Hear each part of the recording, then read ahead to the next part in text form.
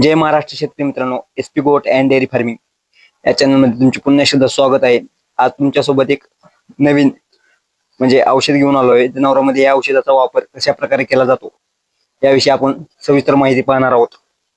तुमच्या समोर आहे सध्याला एंड्रोफ्लॉक्झिन सिन्स एंड्रोस्ट्रॉंग 10 लिक्विड हे सोल्युशन। हे सोल्युशन जनावरांमध्ये कोणत्या आजारामध्ये काम करतं हे प्रॉपर आपण पाहणार आहोत। जनावरांमध्ये हे अँटीबायोटिक म्हणून वापर केलं जातं।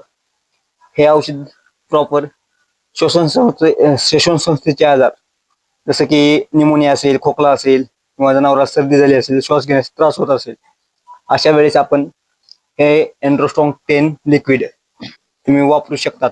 शेळ्या असेल किंवा गाय असेल, म्हैस असेल किंवा कोणत्याही जनावरांमध्ये।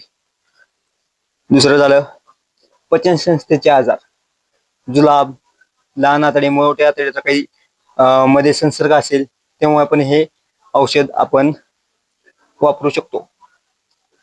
मूत्राशयाचा किंवा मूत्रमार्गाचा संसर्ग, लघवी जळजळ करणे किंवा लघवीच्या ह्याच्यामध्ये इन्फेक्शन होणे, त्या प्रॉब्लेम मध्ये सुद्धा हे औषध वापरू शकतो।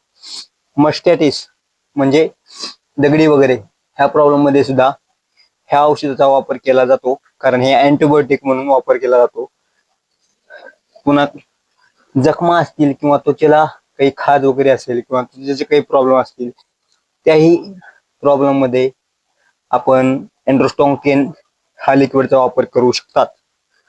पुन्हा अँटीसेप्टिक म्हणून ही अँटीबायोटिक वापरतात, जसं की जंतू वगैरे झाले, निर्जंतुकीकरण किंवा एखादी संसर्ग झालाय त्या ठिकाणी सुद्धा।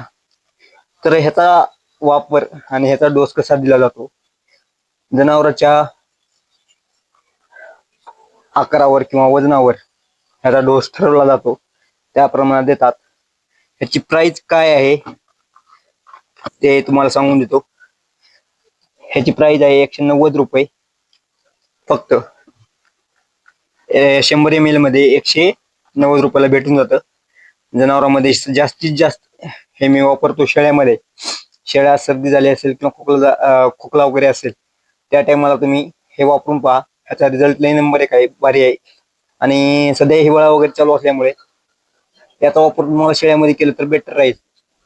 तर मित्रांनो, असेच व्हिडिओ पाहण्यासाठी आपल्या एसपी गोट अँड डेअरी फार्मिंग या चॅनलला सबस्क्राईब करा। व्हिडिओ आवडला तर लाईक करा आणि कमेंट करून नक्की सांगा की व्हिडिओ कसा वाटला।